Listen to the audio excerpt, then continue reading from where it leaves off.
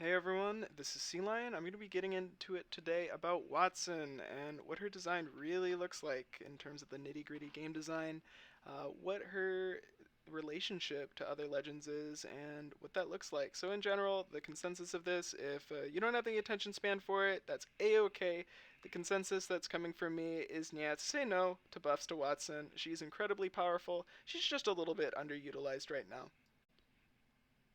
The general consensus of the community right now is that Wattson feels really unsatisfying to play.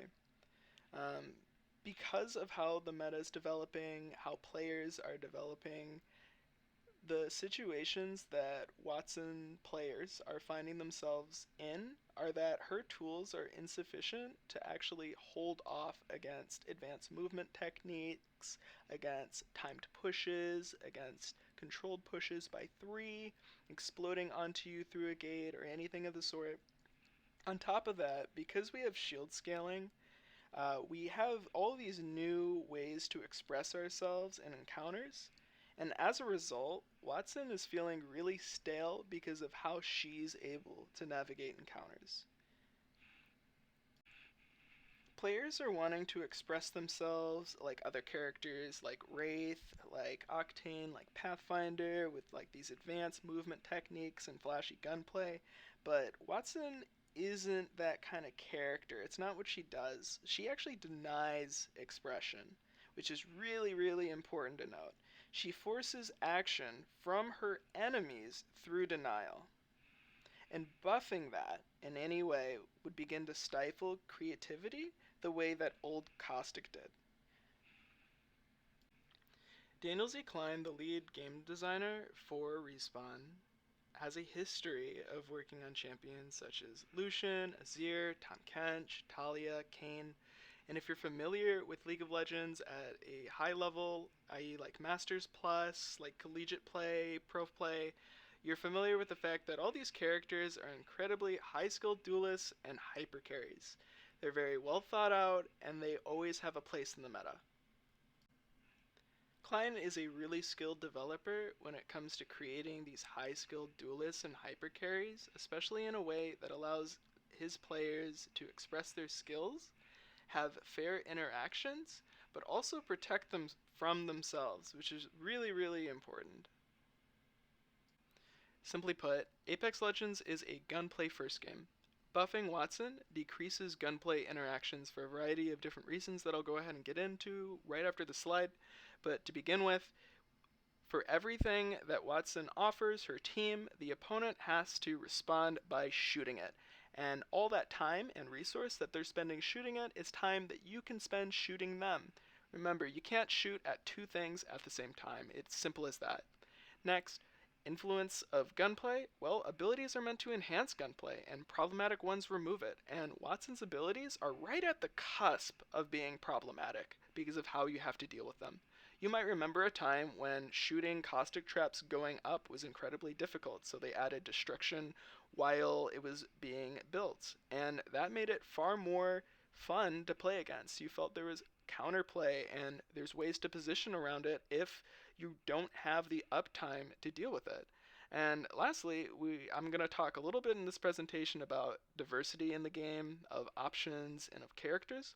This game is in need of a diverse pool of denial characters to avoid overloading the few characters that do have denial abilities. So what do I mean by protect his players from themselves? So he tweeted out recently, one of the big challenges in game design is how to use data.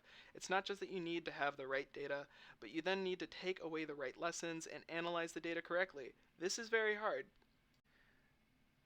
Data can be used in harmful ways despite how well-meaning your intentions are, and you have to be incredibly weary of that.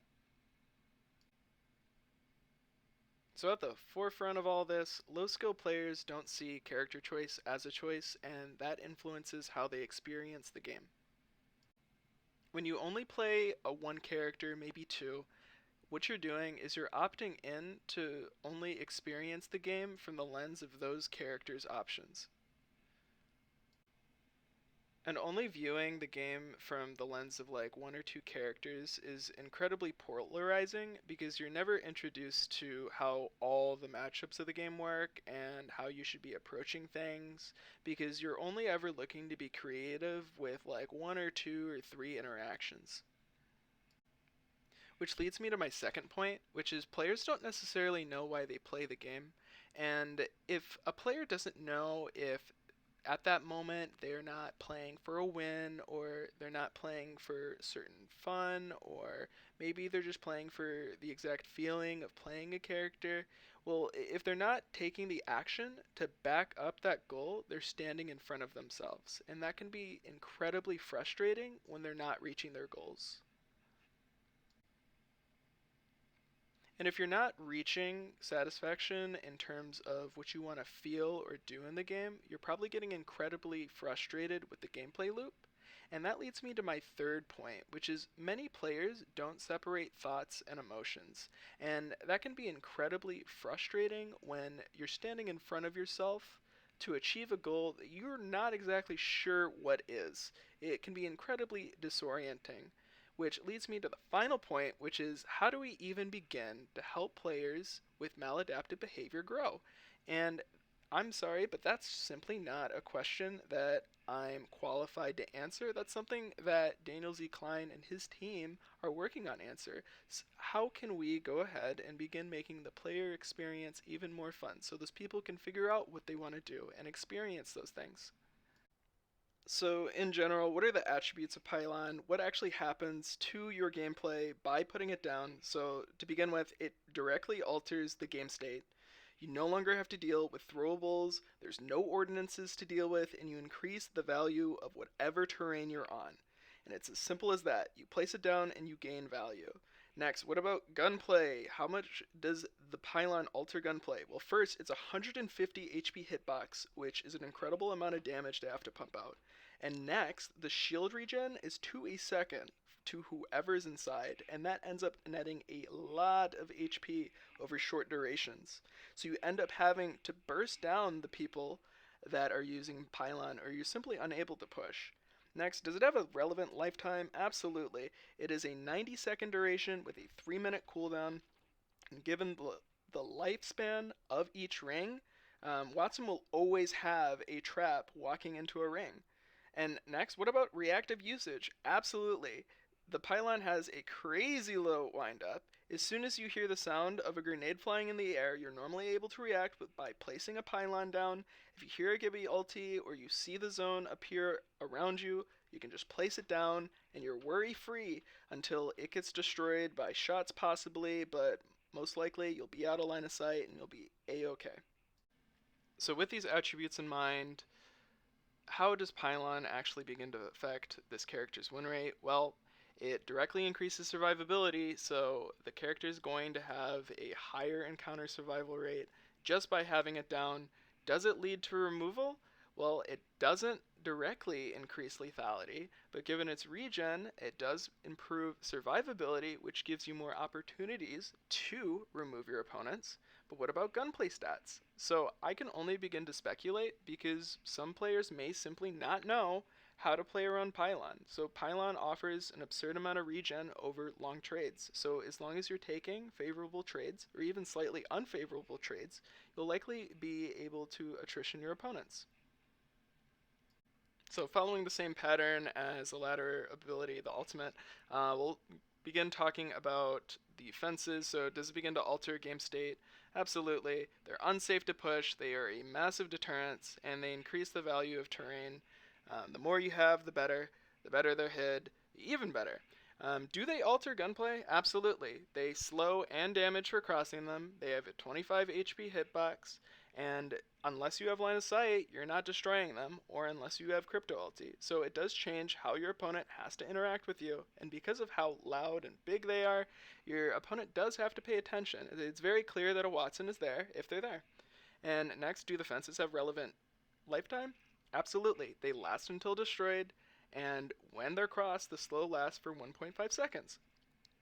Lastly, they're not reactive. They don't have a reactive usage like her ultimate. It is overwhelmingly set play, meaning you might run through a door and get a nice trap up, but you're not going to be in the middle of getting shot and create like a little box around your opponent, unless your opponent simply is awful at the game. So how do these attributes begin affecting win rate? Well, fence in itself, just putting it down increases time before contact, which would increase your encounter survival rate. The more uptime that you have in combat, the better. You'll just be in a better position, you'll be able to do more than your opponents, and with more simple things, you will win. Next, what about removal? Would it increase removal? Of course. It increases the lethality of Wattson's defense. You either have to shoot it or walk through it.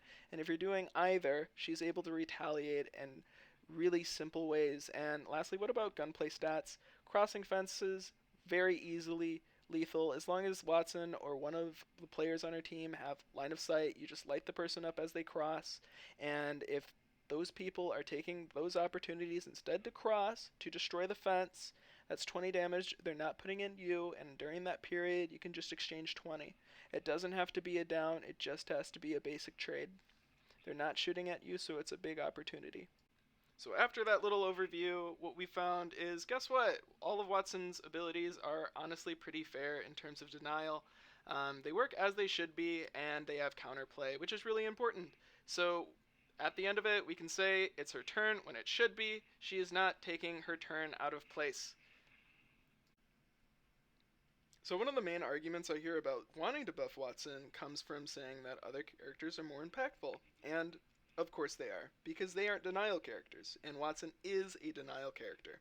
And I'm going to use Gibby Bubble as an example. I'm going to talk about the relationship of using the ability and what happens. So first, you as the Gibby, you go ahead and you isolate a scenario, and on the other hand, your opponents are asked the question of what to do with it, and they can respond to the bubble by pushing it or by leaving, quite frank. And if they choose either, you have the opportunity to dance on the bubble, and they, in turn, can respond to dancing on the bubble with well-placed grenades inside bubble, with their movement, and by setting up crossfires. So you'll notice that each thing that you do, your opponent is able to respond. And the last thing that Gibby can do is, of course, revive, or he can leave the scenario, which yet again, the opponents have ways to respond to. They can respond by returning fire, by pushing, by responding to the revive, but the general idea is that when Gibby hits his Q, a life or death scenario pops up. And that's either going to end the encounter, it's going to lead to downs, it's going to lead to removal, or it's just going to lead to the complete loss of a team. It is a button which says, I'm creating a arena, and that's really important when we talk about the effectiveness of certain characters. He's the only character in the game that can currently do that, and that's why he's so powerful. So what about Gibraltar versus Wattson's abilities in terms of current fences? Well, numerically, the current fences do about a bullet of damage a tick, and they offer immense utility. So crossing the fences with the Wattson having line of sight of you just kind of results in your death. It should be that simple for players.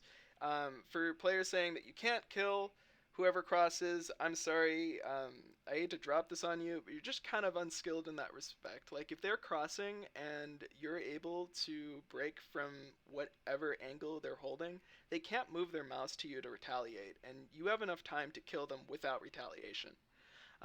So yet again, that also brings an immense utility, which forces the enemy players to clear corners with shots, meaning they're not affecting you for those periods of time if they don't want to take the damage.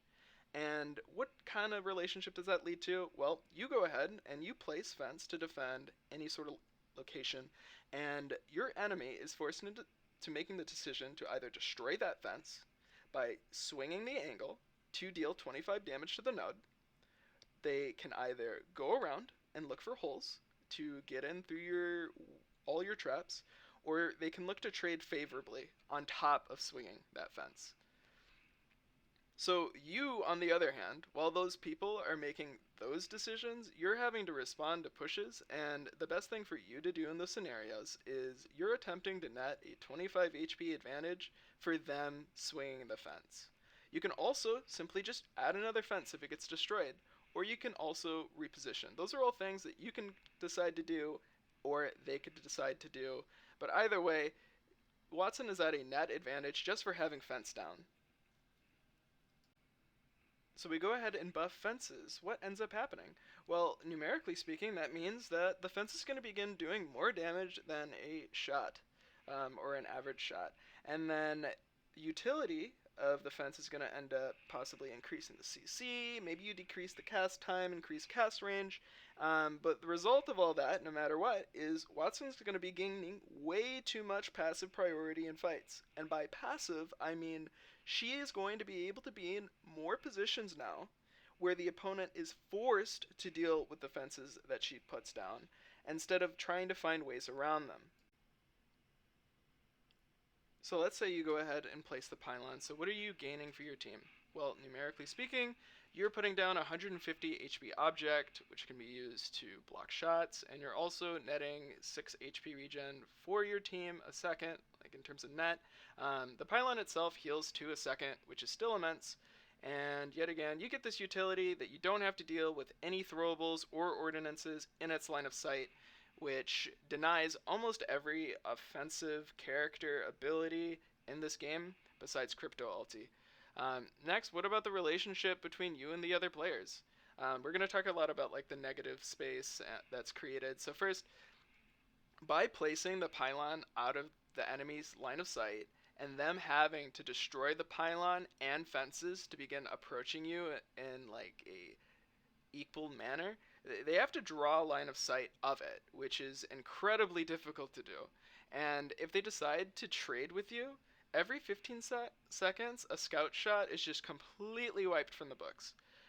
So you can just continue your game plan of holding that space, of holding that very valuable real estate, which you can statically hold. And they have the option of drawing line of sight of those things and picking Crypto and pushing on his ulti, or simply being in a scenario where they're likely not going to have any numeric advantage. So the last thing I have to say about the relationship is you simply need to stand in the appropriate space and gain more value, because that's all that's happening here. You're putting down a really powerful denial ability, so you simply need to make sure that you're denying your opponent options. So what happens when you go ahead and buff Pylon? Well, you're going to have heal levels that are comparable to Lifeline, which is going to make most every trade favorable, except a crab to the head, to be quite frank.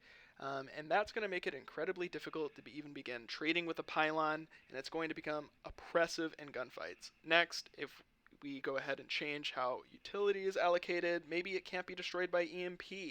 Maybe it makes fences invincible in alt range. Maybe it has some other abstract utility. But either way, what ends up happening due to the base utility of denying ordinance is you end up creating win more scenarios, which is not ideal for a denial character. Overbearing denial characters don't have a place in this game, and that's completely fine because this is a gunplay first game. We have evidence of this with how powerful Caustic was when he had exponential damage, and on top of that, Wattson is genuinely an overloaded denial character. So Wattson, she's one of the only characters that simply doesn't have to deal with interactions from other characters besides Wraith. She can deny or slow all but one offensive character interaction, and that's Crypto Ultimate. Wattson is one of 2 characters that can directly heal her team stack, i.e. their health or shields. She is one of 3 characters that can increase the value of terrain, the only one that does not have an interruptible period where her pylons or anything is more destructible. She's one of 2 characters that can stack inventory, and only character with like a unique item interaction, especially with her ultimate. One of 2 characters with passive regen, and on top of this, she's one of the smallest characters in the game. So she has all these attributes that when you look at them, you have this character that is absolutely monstrous. So some people might argue, well, we would see her being super dominant in pro play, but that's simply not true. That's not how like the question and answer dichotomy works at a high level. People are far more efficient in their play, so there's a lot less frou-frou things that we have to think about and care about and answer.